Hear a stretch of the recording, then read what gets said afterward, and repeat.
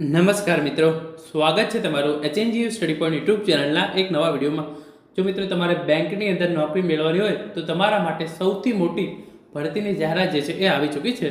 IBPS દ્વારા પીઓની 5208 જગ્યાઓ માટે નવી બમ્પર ભરતીની જાહેરાત કરી દીધી છે.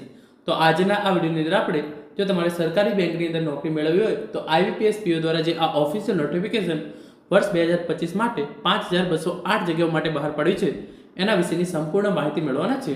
આજનો આ વિડીયો તમે એકવાર ધ્યાનથી જોશો તો તમને આ ભરતી વિશેની સંપૂર્ણ માહિતી મળી જશે અને તમે આના માટે જે છે એ ઓનલાઈન ફોર્મ ભરી શકો છો.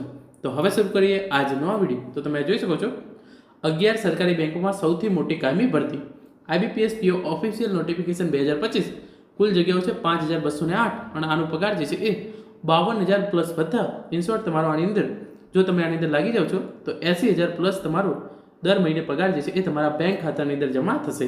સરકારી બેંકોમાં નોકરી મેળવવાની આ સૌથી મોટામાં મોટી તક છે, કારણ કે IBPS પીઓ જે છે એ સરકારી બેંકોની અંદર નોકરી મેળવવાની ડાયરેક્ટ મોટામાં મોટી તક છે. તમે જોઈ શકો છો એની તમામ ઇન્ફોર્મેશન જે છે એ આપણે જોવાના છીએ.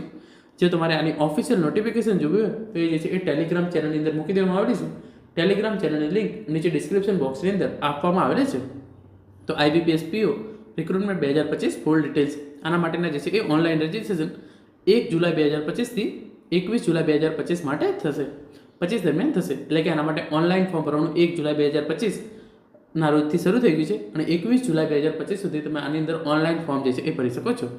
તમે 1 જુલાઈ 2025 થી 21 જુલાઈ 2025 દરમિયાન જે છે એ તમારે એપ્લિકેશન ફી ભરવાની હોય છે. એ કેટલી હોય છે હું તમને આગળ કહું છું. એ પણ તમારે 21 જુલાઈ સુધીમાં ભરી દેવાની રહેશે. પ્રી એક્ઝામ ટ્રેનિંગ જે છે એ ઓગસ્ટ 2025માં થશે. પ્રિલિમ્સ કોલ લેટર ડાઉનલોડ તમે ઓગસ્ટ 2025ની અંદર આની જે પ્રિલિમ્સ એક્ઝામ લેવામાં આવે છે એના કોલ લેટર ડાઉનલોડ કરી શકો છો. જે પ્રિલિમિનરી એક્ઝામ છે એ ઓગસ્ટ 2025ની અંદર લેવામાં આવશે. પ્રિલિમ્સ એક્ઝામનું રિઝલ્ટ સપ્ટેમ્બર 2025ની અંદર જાહેર કરવામાં આવશે. મેઇન એક્ઝામ છે એના મેઇન્સ એક્ઝામ છે એના કોલ લેટર સપ્ટેમ્બર ઓક્ટોબર 2025ની અંદર જાહેર કરવામાં આવશે. જે મેઇન્સ એક્ઝામ છે એ ઓક્ટોબર 2025ની અંદર લેવામાં આવશે. મેઇન્સ એક્ઝામનું રિઝલ્ટ જે છે એ નવેમ્બર 2025ની અંદર જાહેર કરવામાં આવશે. પછી તમારો એક પર્સનાલિટી ટેસ્ટ લેવામાં આવશે, એ નવેમ્બર ડિસેમ્બર 2025ની અંદર લેવામાં આવશે. તમારું ઇન્ટરવ્યૂ ડિસેમ્બર 2025 અથવા તો જાન્યુઆરી 2026ની અંદર આવશે અને પ્રોવિઝનલ અલોટમેન્ટ જાન્યુઆરી ફેબ્રુઆરી 2026ની અંદર જે છે એ જાહેર કરવામાં આવશે. તો 21 જુલાઈ સુધીમાં તમારે જે છે એ ફોર્મ ભરી દેવાનું છે અને સાથે સાથે ફી ભરી દેવાની છે. એના પછી તમારી પ્રિલિમિનરી એક્ઝામ છે એ લેવામાં આવશે. એના પછી તમારી મેઇન્સ એક્ઝામ અને એના પછી તમારું પર્સનાલિટી ટેસ્ટ અને ફાઇનલ પછી તમારું ઇન્ટરવ્યૂ લેવામાં આવશે અને એના પછી જે છે એ તમારું સિલેક્શન કરવામાં આવશે. આગળ જોઈએ તો કઈ કઈ બેંકની અંદર તમને જે છે એ તમે જો IBPS પીઓ બની જાઓ છો તો તમને કઈ કઈ બેંકની અંદર જે છે એ નોકરી મળી શકે છે. એટલે કે તમારે આમાંથી કોઈ પણ એક બેંકની અંદર નોકરી મેળવવાની રહેશે. Bank of Baroda, bank of India, bank of Maharashtra, Canara bank, central bank of India, Indian bank, Indian overseas bank, Punjab national bank, Punjab and Sindh bank, UCO bank અને યુનિયન બેંક ઓફ ઇન્ડિયા. તો તમે અહીંયા જોઈ લો, આ જે છે એ પહેલી 5 થઈ ગઈ, આ બીજી 5 અને આ 11મી બેંક. તો આ 11 બેંક છે એમાંથી કોઈ પણ એક બેંકની અંદર તમને જે છે એ પીઓ તરીકે નોકરી મળી શકે છે. તો આ તમામે તમામ સરકારી બેંકો છે અને સરકારી બેંકની અંદર નોકરી મેળવવા માટેની આ સૌથી મોટામાં મોટી તક આપણે કહી શકીએ. હવે આગળ આપણે ભરતી વિશેની ઇન્ફોર્મેશન જોઈએ.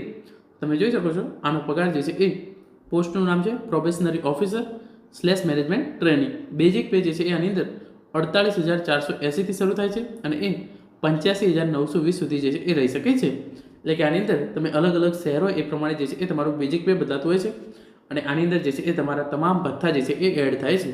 તમે કોઈ એક નાનામાં નાના શહેરની અંદર લાગો છો તો પણ તમારો પગાર જે છે એ 80000 પ્લસ જે છે એ લાગુ પડશે. અને ફોર એક્ઝામ્પલ તમે મુંબઈ જેવા મોટા શહેરની અંદર લાગો છો તો તમારો પગાર જે છે એ 1.5 લાખથી 2 લાખ પ્લસ જે છે એ રહી શકે છે.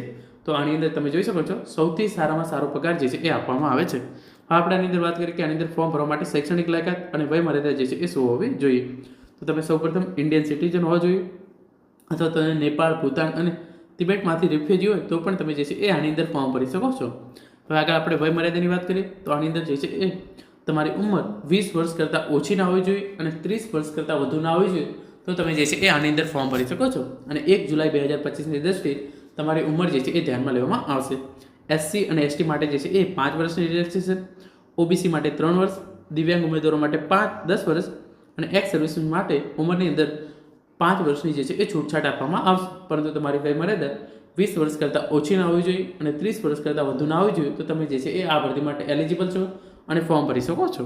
એજ્યુકેશન ક્વોલિફિકેશનની આપણે વાત કરીએ તો graduation in any discipline from a recognise university must have final result declared before 21 July 2025 અને CGPA to percentage conversion proof must be provided if applicable.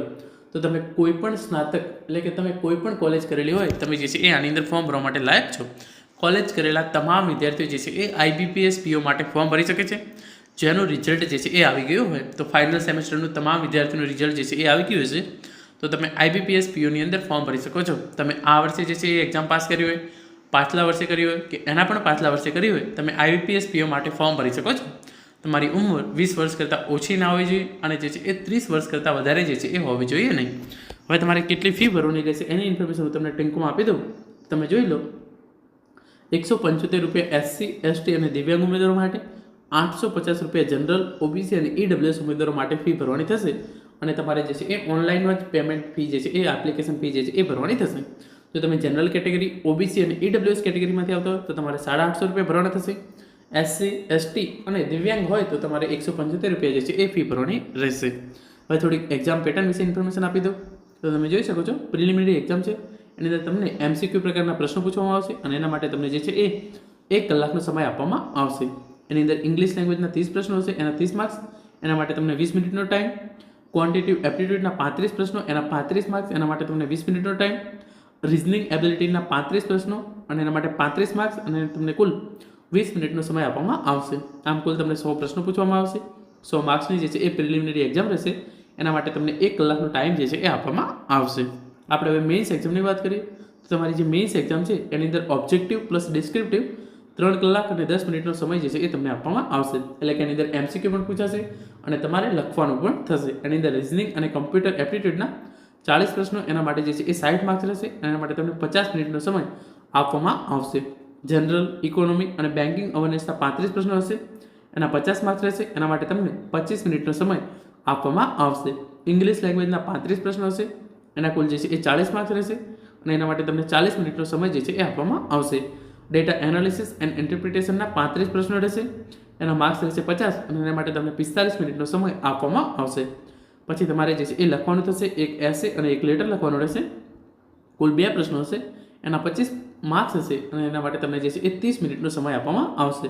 તો આમ તમે જોઈ શકો છો, આ તમારે અહીંયા લખવાનું પણ થશે અને તમારા MCQ જે છે એ ઉપરના પાર્ટની અંદર પૂછવામાં આવશે. કુલ તમને 3 કલાક અને 10 મિનિટનો ટાઈમ જે છે એ આપવામાં આવશે.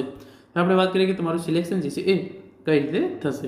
ફાઇનલ સિલેક્શનની અંદર મેઇન્સના જે છે એ 80% ગણવામાં આવશે અને ઇન્ટરવ્યૂના જે છે એ 20% ગણવામાં આવશે. ઇન્ટરવ્યૂના જે છે એ 100 માર્ક્સ હશે અને મિનિમમ ક્વોલિફાઈંગ માર્ક્સ જે છે એ 40% માર્ક્સ જે છે એ જનરલ કેટેગરી માટે, SC, ST, OBC અને દિવ્યાંગ ઉમેદવારો માટે 35% માર્ક્સ જે છે એ રાખવામાં આવેલા છે. તો સૌપ્રથમ તમારે પ્રિલિમિનરી એક્ઝામ છે એ પાસ કરવાની રહેશે. એના પછી તમારે જે છે એ મેઇન્સ પાસ કરવાની રહેશે અને અંતમાં તમારું ઇન્ટરવ્યૂ કરવામાં આવશે. એ તમામ જો તમે પાસ કરશો તો તમે જે છે એ IBPS PO જે છે એ બની શકો છો. અને તમારે જે છે એ IBPS www.ibps.in આ વેબસાઇટ પર જવાનું છે અને ત્યાં જઈ અને તમે તમારું આખું ફોર્મ જે છે એ ભરી શકો છો. મિત્રો, આ હતો આજનો વિડીયો જેની અંદર આપણે IBPS POની જે નવી 5208 જગ્યાઓ પર ભરતીની જાહેરાત કરવામાં આવી છે એના વિશેની સંપૂર્ણ માહિતી મેળવી છે. જો તમારી કોલેજ પૂરી થઈ ગઈ હોય તો તમે ચોક્કસથી આની અંદર ફોર્મ ભરજો. Thank you so much for watching.